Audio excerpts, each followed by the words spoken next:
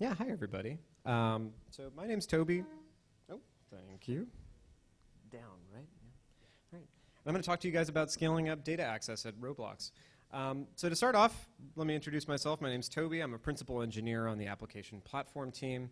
I've been at Roblox for over 8 years, and during that time I've worked on front-end, back-end, database, kind of all over the place, mobile apps.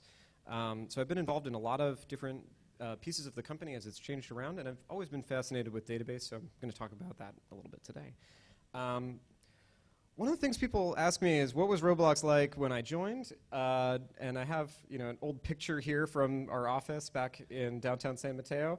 It was really great, but it was a very small company. There were fewer than 10 engineers on the web team. We all worked on one application, which was the website, pretty much. There were a couple of small services that we were creating, but that we were very much in our infancy there. And it's a lot of the things that I really liked back then have stayed until now. Very engineering-focused company. A company that really is about kind of empowering users and letting them be creative. And those are some of the things that I really like that have stuck around. But let me talk about data access, because I think that's probably what you guys are interested in. Back in 2012, when I first showed up at Roblox, we were actually using Microsoft SQL Server for a lot of our data storage, but also S3 on Amazon for storing assets that our users upload. And then additionally using technologies like Solr for searching, and there were a few other ones that we were using at the time. But I just want to highlight that we were not necessarily 100% Microsoft shop. Even at this time, we were really thinking about what's the best tool for the job. In terms of caching, we were actually doing, I was really impressed with a lot of the things we were doing with caching. I'll talk about that a little bit more as we move forward. But let me talk first about kind of storage in SQL. SQL Server is not known as a great system for storing like lots and lots of data. But the way we were using it was pretty novel to me at the time.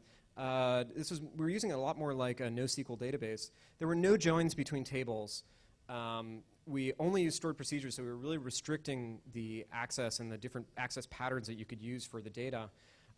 This allowed us to enforce minimal locking across the tables, which really helps in improving performance. And most of the code was generated. So after creating schema and figuring out these access patterns, you would generate code that you would use in the application. And this would tie in not just to SQL Server, but also into our caching layer. So let's talk a little bit about caching. Here's kind of a typical layout of our system at the time. We had several application servers kind of on the left. They're tied into a backbone. I'll talk about that in a moment. SQL Server has some data that's represented by that red dot, and Memcache server for caching. When one user goes and reads some data, we're actually pulling that in from SQL Server, potentially putting it into Memcache. We didn't actually cache all of our data in Memcache, just things that we thought other consumers might need later on. But the big kind of difference here is that we're actually caching this locally. That cache is durable. That would stay around for as long as that server was up. A second read from a different actor will actually do the same thing, read the data either from SQL Server or Memcached and cache it locally. So now we've got the data cached in two application servers plus in Memcached. So what happens when a write comes in? So I'm kind of modeling that the actor on the left is writing the data, changing it from a red dot to a blue dot. So we've now updated the data in SQL Server and Memcached. As well as in the local cache on the application server where the edit has happened. And we're also publishing invalidations. I'm hoping you guys can read this. We're actually pushing messages onto this bus behind these servers and pushing that invalidation message out to all of the existing application servers using multicast. If the server has that item in cache, it'll eliminate it. That's represented by the red X there. If not, it does nothing. It just ignores that message. So this was actually a really cool thing for me at the time. I had never seen a system like this. I thought this was really novel. It really allows for very fast reads and writes, very high cacheability. We had very, very consistent data because anytime there was an edit, it forced everything else out of cache. It forced everyone to go back to a main data source and get something authoritative. We had a very high hit rate. We had great success with this. This gave us a lot of our entities and a lot of our data hits well over 99% for hit rate. And the code for doing this was actually very abstracted. I've got an example here where we're loading a private message between two users. We load that message into an object. We check a property on the object. We check is read. If it's not read, we continue down and set that the message is now read because someone's looked at it, and we just save it. All of the cache invalidations, all of the writing to cache, all of the reading from cache is all abstracted away. There are some bad sides to this too. So I don't know if any of you guys picked up on that, if there are some real like super awesome architects in the audience, but when you have every message received by every listener, there is a possible scaling problem, and that is that your CPU scales with how many writes you have. So it doesn't scale with the number of machines, it doesn't scale with the number of reads, it scales with the number of writes. Additionally, we really wanted to maintain consistency in our cache. We really thought that that was very, very important. And so we used a protocol called PGM, which retries messages across multicast if they're missed. So if it sees that a message came in out of order or that a message came in garbled, it'll request that that message be rebroadcast. So we don't want to miss messages, so we retry them. But retrying missed messages means more messages, which means more CPU on every listener. So if you're missing messages because your CPU is too high, it's game over.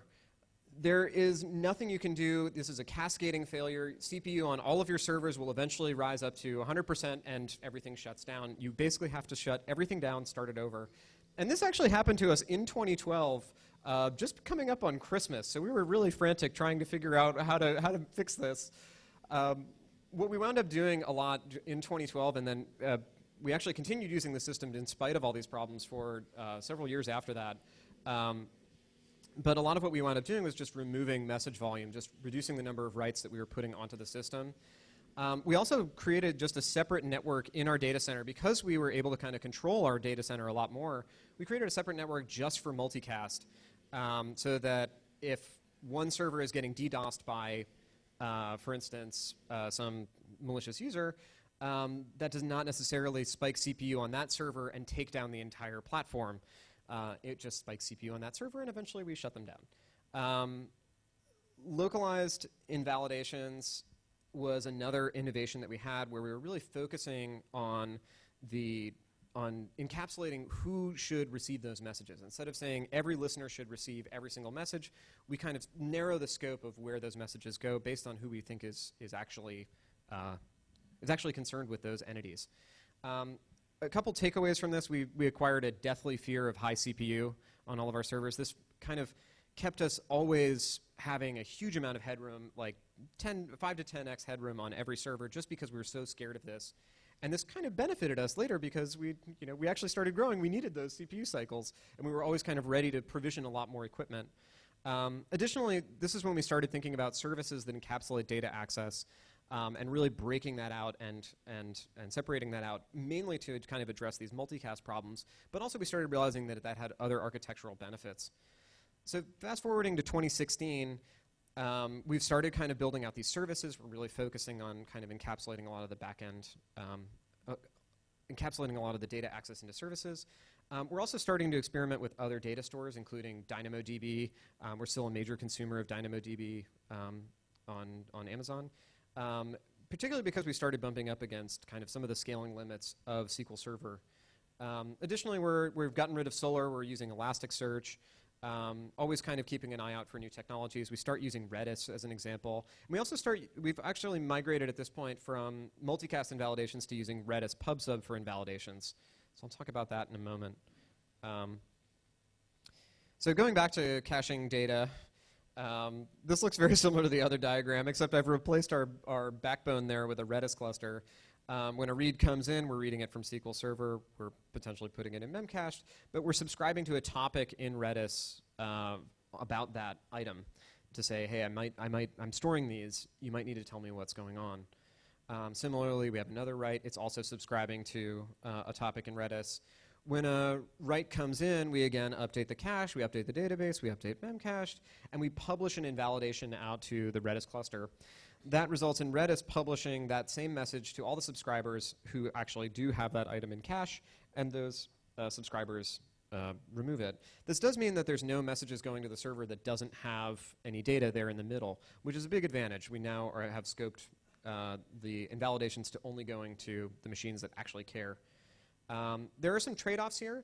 On the plus side, that only servers that have the item cached will actually receive invalidations. That's great. We can scale writes easily. We just add more Redis nodes. Pretty easy. That's no longer the scaling factor. But we've introduced a possible cache corruption. The Redis node can very easily crash if we have a cluster of 10 servers and we lose one. All subscriptions on that server are lost. Everything was based on in-memory storage, so if that crashes, we lose it. Additionally, any connection, the way PubSub works in Redis is actually you're opening a connection to a Redis node. If that connection is broken, you actually lose all your subscriptions for that connection as well. So when you reopen it, you have to be smart enough to resubscribe to everything that you knew about. In general, this can lead to cache corruption as well. We also introduced a new unexpected scaling bottleneck that we recently discovered, which is there is an upper bound on the number of ports that you can open, a number of connections that you can open on a single Redis node. Since every application server needs to connect to every Redis node in order to receive messages, we start bumping into this problem of there's a maximum number of application servers that we can have actually running. We're bumping up against that 65,000 connection limit in most operating systems. So we start thinking, okay, well, we're getting close to that. We need to start thinking about the next step. Additionally, I'm going to fast forward up to 2020 here. A few things have changed here. You know, we've grown a lot at this point. We're thinking a lot about what scaling means. But on an individual basis, it's not so much that individual systems are falling down or anything like that. We've actually built things up pretty well. Everything's in very good shape. The problems that we're running into are actually around that our growth is global. And most of our game servers are globally distributed, but our infrastructure for back-end stuff is all in the US. And this starts to become a problem for us as latencies increase for worldwide consumers. Additionally, the number of employees that we have at this point is really starting to get to be a lot, particularly working on the back end. And when you have a lot of employees, a lot of projects, they're making changes to databases. They want to use different technologies, but they also want most of that to be managed for them. They don't want to have to worry about this that much. So there's this kind of dichotomy, this dueling concerns of I want a lot of control, but I also want kind of it to be taken care of for me. And that's kind of where we are. So we're thinking, I didn't mention recovery at all. I'll just cover that very quickly. In 2012, if we lost a database server, not good. Not good. We basically had to try and scramble, start up another one, restore some backups, cross our fingers, hope that it wasn't too far out of date, that everything worked. In 2016, we're starting to get into hot failovers. We're starting to get into automatic failovers using SQL Server. And then in 2020 and beyond, we're actually thinking about whole data center failover. So what if our entire data center just stops responding? Can we bring up another data center immediately and have it continue to work? And quickly that points towards active data centers where you've got multiple data center, a request can be handled by multiple data centers. And that's a lot of what we're concerned about in 2020. Digging into it a little bit, whoa, all right. That was interesting. Thank you, much appreciated. One thing that we're working on right now that we think will really help with this is the database abstraction layer. And so I'm going to kind of go over some of the problems that we think that this will do and why I think it's going to solve it. I'll kind of go describe it as I go through it. The problem that we have is that we need to scale data access globally. So this is multiple data centers. And what we kind of start looking at is this is kind of a model of our database access layer or database abstraction layer. Where we've got application requests coming in from the top, going into the database abstraction layer, and then getting fanned out to various data sources. So the idea is that any request, you could be requesting some game information, some user information, something, I don't know, something else. I had some examples here. You probably can't read them. But they may get directed to a NoSQL database. They may get directed to a SQL database. It might be running MS SQL. It might be running Vitesse, which is a very cool MySQL sharding system. Look it up. It's very nice.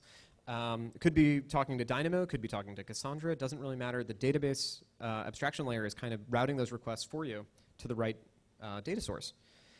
Additionally, the database access layer can help us with sharding and replicas. We can send reads or reads that have a tolerance for consistency. We can send those to a read-only copy of a database or make sure that writes go to the right, go to a master node. This can also handle sharding if we want. And additionally, you can imagine that if we start thinking about multiple data centers, that we might have a data center in North America that has a master replica of a database, and a data center in Asia on the right, represented by the red box, that only has a read-only copy. So all the reads can go to the local synced database copy, but the writes must go to the master. The database abstraction layer is going to help us do that. So that's kind of the goal. Another problem that we have actually is that doing data storage development for over 500 engineers, or wherever we're going to be pretty soon, it starts to become problematic as well. What we want to basically enable is that engineer working on a project needs to create new database or a new table or a new schema. What they wind up doing is actually just defining the schema for how they're going to access it, what fields they want to store, and some very simple choices about how they would want to, what kinds of technologies they would want to use. Do you want to use NoSQL? Do you need to have flexible schema? Do you need to have a concrete schema?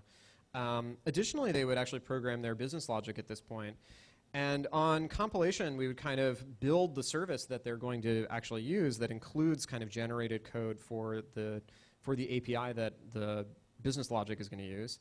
And in the background, that's talking to the database abstraction layer. In the meantime, the schema can actually be deployed out and defined in a lot of different ways. There's a lot of, we're kind of pointing this over here to MS SQL, but it actually could be anything. So the database abstraction layer can actually kind of protect us and allow us to use lots of data sources that we wouldn't use in production, or that we haven't necessarily proven yet. We can potentially do mirroring. There's lots of benefits to this. So in the end, we're talking about less boilerplate code. Another piece that we kind of didn't touch on, but we'll talk about a little bit later, is using the language of your choice by reducing the amount of code that's actually written by a human and integrated in. We can make the barrier of entry to a new language a lot easier. We can talk about instant provisioning for storage. This is a big bottleneck for us now.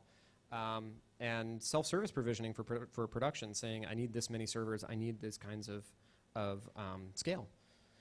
I've talked a lot about caching in the past, so I'll bring it up again. We're also thinking about doing something very similar for caching, building kind of caching as a service with automatic provisioning, having language agnostic access so you don't have to find what's the best Redis library for my platform. You just talk to our library and we'll take care of it. And then also replacing my great cache invalidations, which I love, with using Kafka instead. I'll go over that very quickly. In the case of a write, this is very similar to Redis. It's going to look very, very, very familiar. In the case of a write, we're publishing a validation to Kafka on a Kafka topic, and each of the consumers that are interested in that topic are going to pull that in and invalidate their cache. Not a surprise. This is working basically the way Redis works. The big difference is that we're able to use Kafka connectors to actually link two Kafka instances together, potentially in different data centers.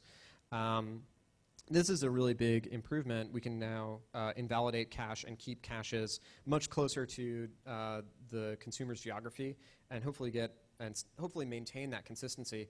One other thing is that, and I'll mention it here, it's a little out of order, but we actually get very reliable delivery with Kafka using Kafka Stream, so we can get at least once delivery, which is pretty much what we want for cache invalidations. And a loss of a node does not equal a loss of data, which is really good. Right now for Redis, that is a problem. So we're really looking forward to the additional reliability there. That's a lot of what we're working on. There's lots of interesting stuff here, and a lot of this is actually in development right now. These are future projects that we're working on at the moment. So if this is something that you're interested in, please come talk to me, and we can dig into it a little bit more. But at this point, I think I'm ready to take some questions, and I really appreciate everyone giving me your attention.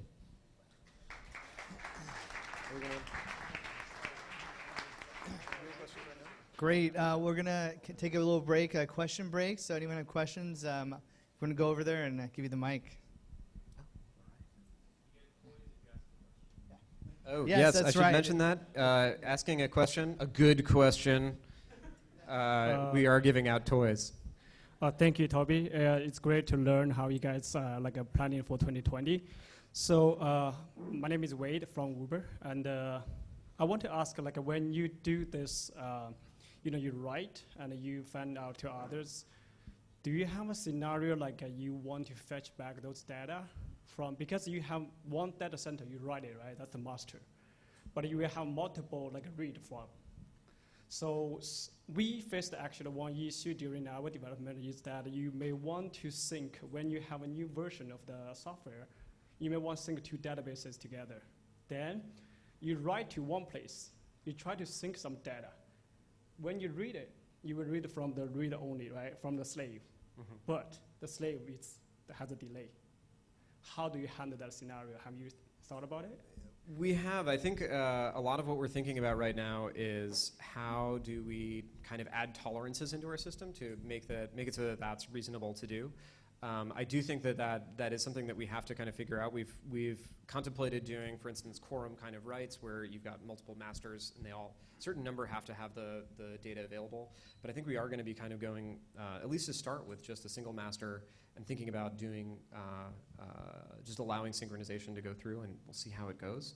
But we do have to be careful about that. There are cases that we're thinking about, like for instance, let's say somebody is buying something, they may have currency in their account. If you buy really fast and you're reading from the read-only copy, it's like your money doesn't go down. So we have this idea of when you're making your request, you're providing kind of a tolerance level that you have, like I need the absolute latest, maximum, most accurate data, versus I'm okay with something that's a little bit out of date. And likely what that's going to result in is that those are going to go to a single master, at least to start. Go to a single master, give us very accurate information there. I think the other thing that we're thinking about as well is, especially the other one that we're worried about is I update something, like I update my game, and then I go try to load it, and it's not the right version. I'd be really annoyed. The other piece there is thinking about, like, can I make sure that data that I'm very interested in is kind of kept more close to me, at least in the read-only copy, so that we kind of keep those caches or keep that information local until it's been fully synced. There is some advantage to the caching at that point, where we're writing all of that data locally, and so it should be available immediately, even if the database is out of sync at that point. But we're trying to figure these things out. I'd love to talk to you more about it and try and get a better idea. But I hope that answers your question.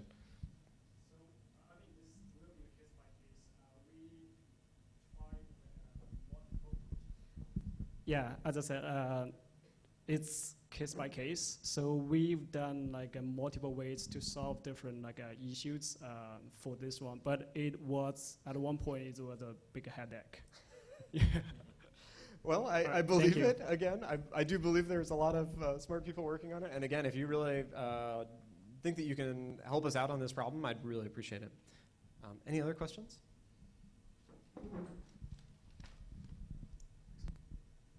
Thank you. Interesting. So I'm curious, my guess would be a lot of this data that needs to be kind of written and saved would be like transaction data or things like that. But what about like in the game you're sending essentially transforms and like that over the wire? Is that handled by the same system? A character jumps in a game and I'm another client and I need to see that. Is that like a completely different system to this? That is actually a completely different system. This is really more about like durable data on the platform. Whereas we treat kind of people playing in a game, that's a much more direct kind of connection. The clients are connecting directly to a game server, and the game server is modeling all the physics, modeling all the code that's running in the background. And there may be parts of that that are durable, for instance, like we can save data about a user or about a user in a game. We obviously need to be able to load and save game content as a user creates it and accesses it. But at that point, that's a much tighter loop there. We're just talking to the game server. So when you say 600,000 concurrent users, that's you've got some sort of sharding or something like that only so many players are attached to one instance of the game, or? Correct, yeah. Correct. So that's 600,000 players playing one particular game. But not one instance of the game. Right. Lots of instances at that point. To be fair, we actually do support, I believe, up to 100 players per game, and we're trying to push that even higher, 200, 250 players concurrently in the same game. Thanks. All right, room for one more, and we'll get started with the next talk. Hi, my name is Sahil. I'm from Cisco. You said you guys were working with Redis earlier, and then you moved to Redis as a service? Yes, sorry. Yeah, we're creating that. So the idea kind of is, we originally described it as Redis as a service, but the idea is caching as a service.